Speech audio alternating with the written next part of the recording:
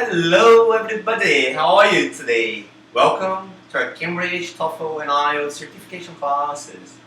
My name is Rodrigo and I'm officially a Cambridge examiner for the speaking part of the test. And today I prepared a distinguished speaking class for you in which I will teach you all the tips to score the highest mark for Cambridge, TOEFL and IELTS international certifications. But before we do that, if you haven't subscribed on my channel yet, please click on the link below so that you make sure you're gonna get all my tips for both vocabulary and grammar next time, alright? Shall we start? So, first and foremost, you need to learn how to make your text cohesive, so you have to link your ideas. In order to do so, you need to use these course markers. There are basically 126 these course markers, but you don't have to memorize all of them, but you need to know some of them, okay? You need to use them in order for your speech to make sense, okay?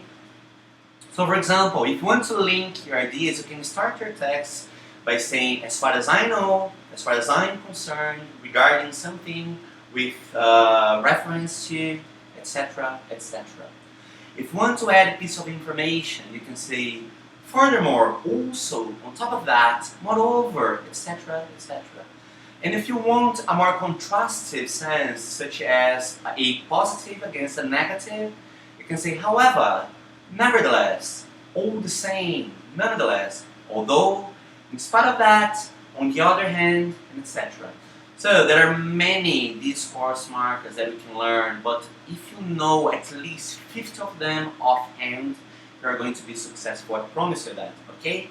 The second topic is basically to use a variety of nouns, because native speakers, they do not only use verbs and action verbs, but they also use a lot of nouns when they speak.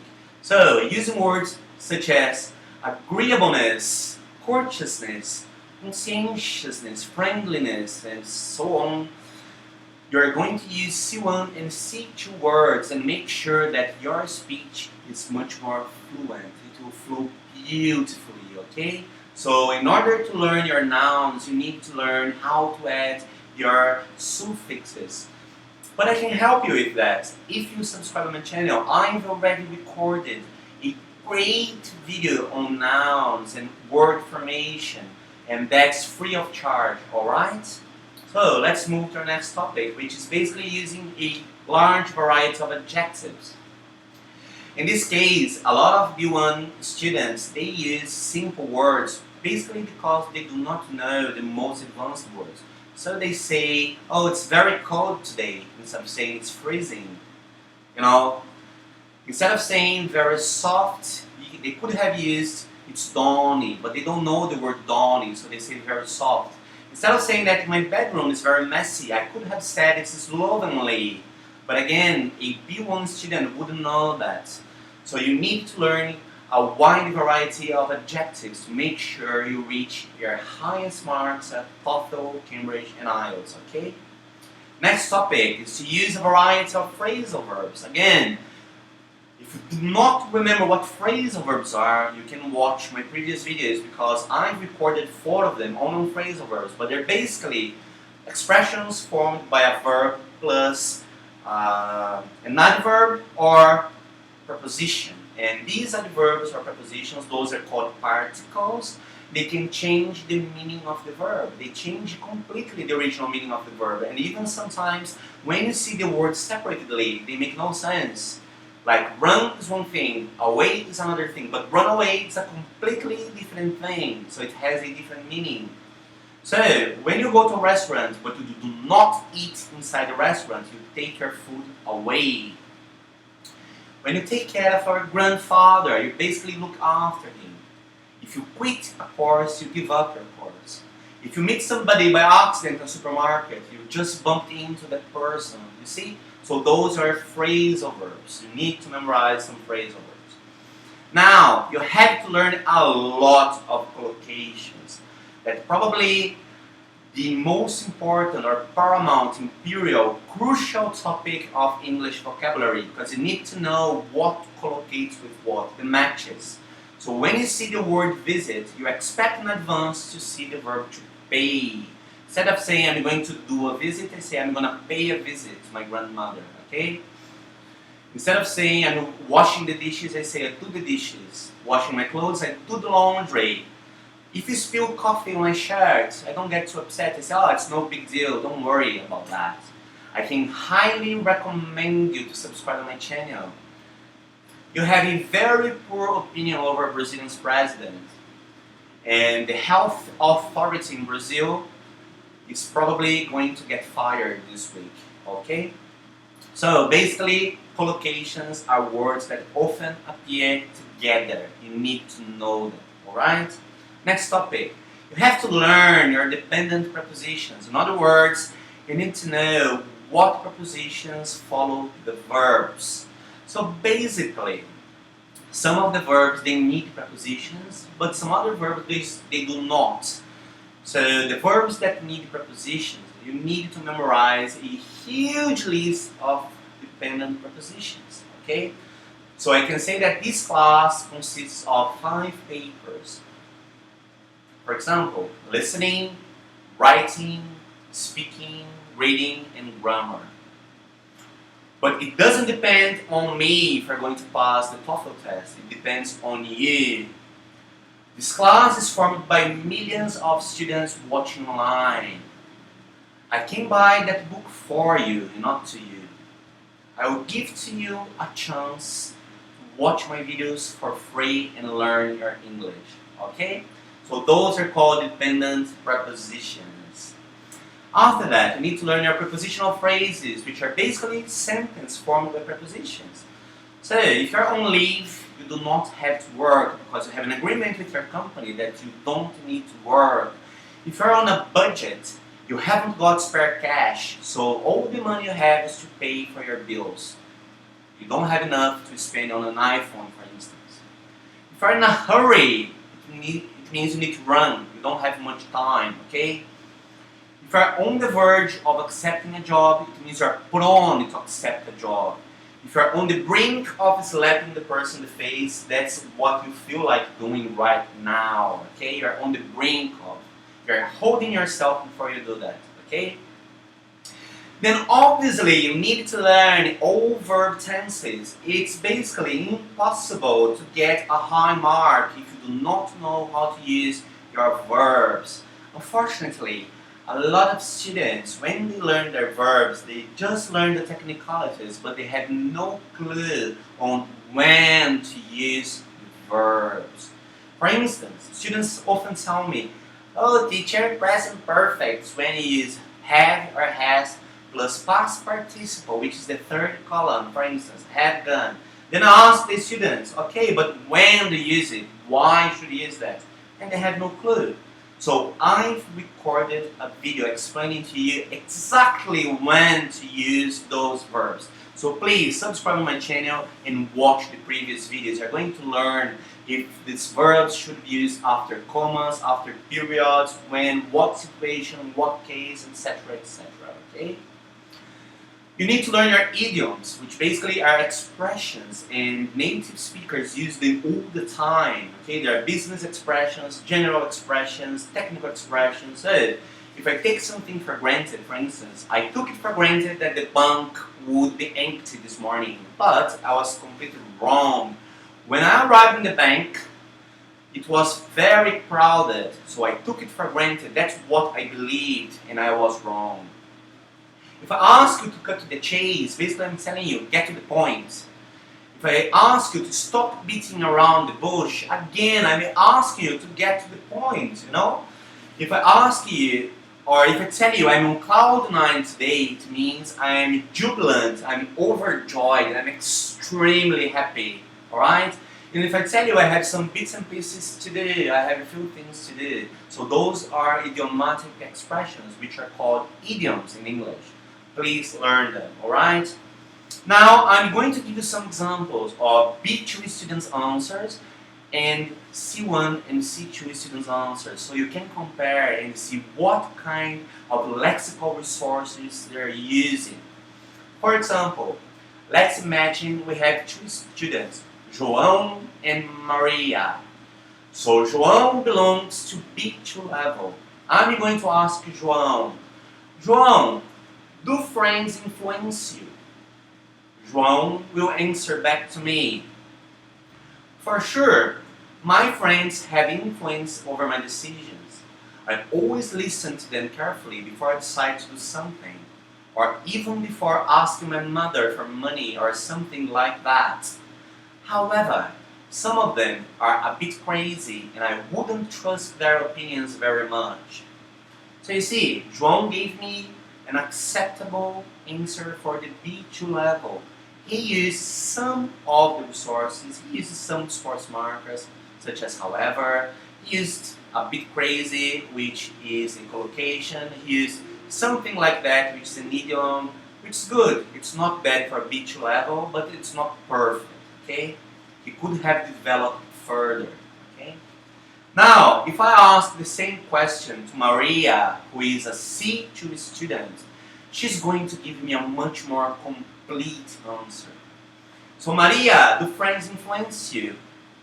Well, as far as I'm concerned, friends can certainly influence my decisions as I look up to them and also might follow suit when they have the right attitude. On the other hand, some of my wacky friends can be a bit too eccentric at times, so I try to reverse their dissenting opinions, but to no avail. In the end of the day, I still believe that my friends are mostly reliable and loyal. Thus, their opinions should be taken into account before I take big steps regarding jobs or my studies. So in this case, Maria gave me a lot of different resources. She gave me discourse markers, she gave me phrasal verbs, multi-word verbs, she gave independent prepositions, prepositional sentences, a great variety of adjectives to describe cases, describe people, and all the time Maria was great. So obviously she's going to score a much higher mark, but in this case it depends on what test we're talking about. Because if she's trying a C2 test, that's exactly what's expected from her. But if she's trying an IELTS test, then she's going to score between 8 and 9. If she is trying a TOEFL test, she's going to score between 28 and 30 points, which is the maximum for the TOEFL test. Okay? Let's see the second question. How should movie stars behave in public? So let's get back to João. João is a B2 student, so João is going to tell me. Probably they should act with courtesy and respect. But being a star could have a dark side. Most intelligent fans would not approach a star due to the fact that if they're out in public, they are just like you and me, regular citizens. But too many fans are paparazzi who make money following stars everywhere, overstep their bounds to the point of irritation. Imagine not being able to go out to a nice dinner because if you do, cameras are clicking, rude fans bother them while they eat. That is a price to pay for being famous, but it shouldn't diminish the quality of their private lives.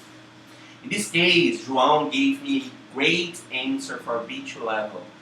He used in many different times different resources, like due to the fact that, acting with courtesy, using great words, or overstep, to the point of irritation, to pay a price for doing something, shouldn't diminish. So João used a great level of English for a B2 student.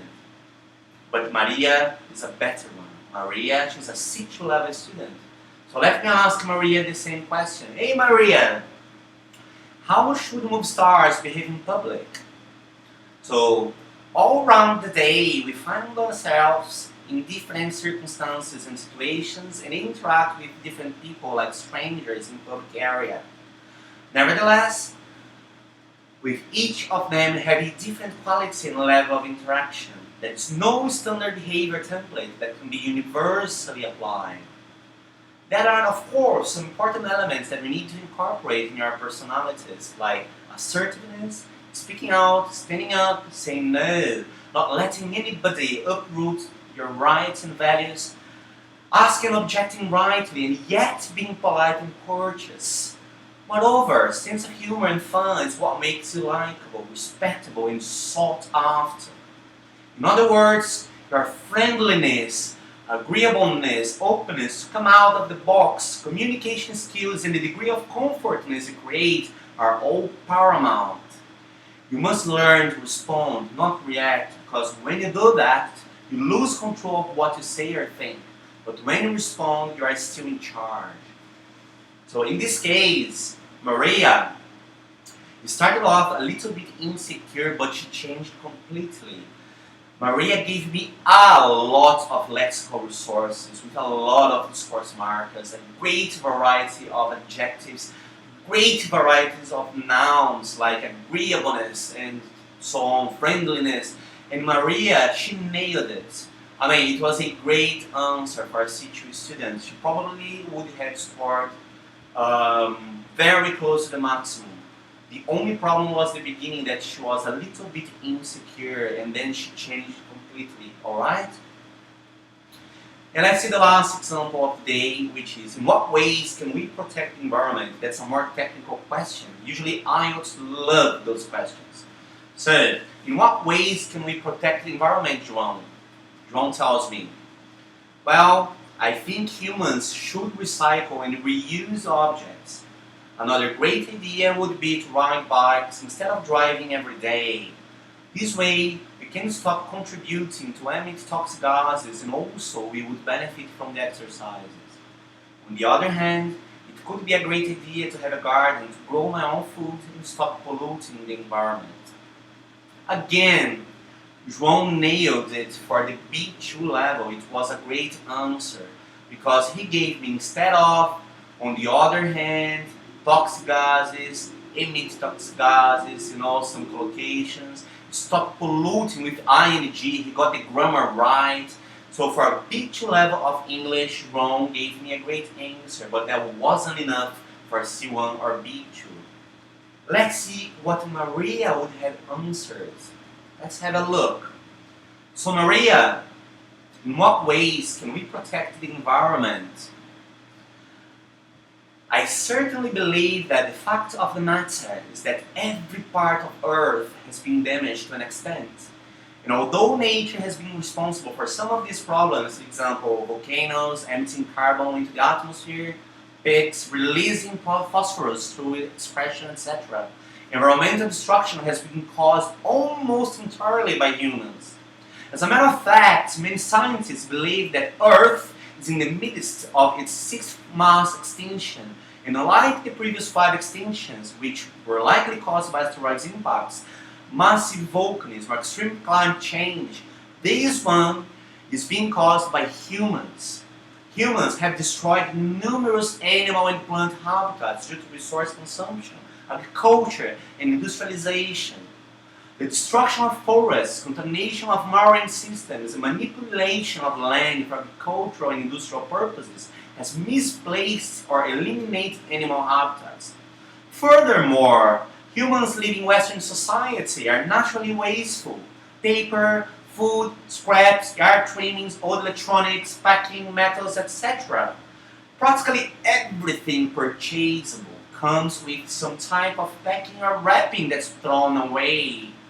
If not managed correctly, we can emit hazardous toxins into the environment, harm animal habitats, and pollute land and water. In addition, there is industrial waste that's emitted from factories, mining activities, agriculture, petroleum extractions, and other processes. Woo, so Maria gave me a complete answer. She had to talk for 2 or 3 minutes, and she just gave me it all. A great variety of vocabulary. She knew a lot of the subject. She knew her adjectives. She knew very advanced lexical resources using her adverbial sentences. She used subordinate sentences, coordinate sentences.